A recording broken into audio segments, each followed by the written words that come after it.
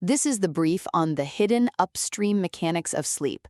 Excerpts from The Upstream Architecture of Human Restoration reveal why chasing 8 hours of sleep is totally useless if your biological timing is off, and understanding this is the real key to fixing chronic exhaustion. First, sleep actually fails in 3 sneaky ways, regardless of how long you stay in bed. Take timing stability. Just sleeping in an extra 60 minutes on a Saturday is enough to completely scramble your biological clock. Then there's fragmentation, where waking up repeatedly just shatters those deep recovery cycles. And lastly, efficiency. Lying awake in the dark absolutely destroys recovery. So if your time asleep divided by your time in bed drops below 85%, your sleep is officially broken. Second, we've got to spot the downstream symptoms.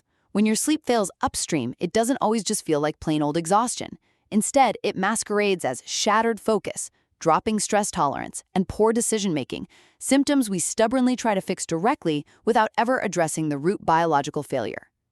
Finally, let's talk about the strictly structural fixes. You need to anchor a permanent, non-negotiable wake-up time 7 days a week, because honestly, weekend recovery sleep is a total myth. Get bright morning light in that first hour to set your body's clock and cut the late caffeine and screens. Also, you've got to shrink the window, meaning go to bed later so your time in bed exactly matches your actual time asleep.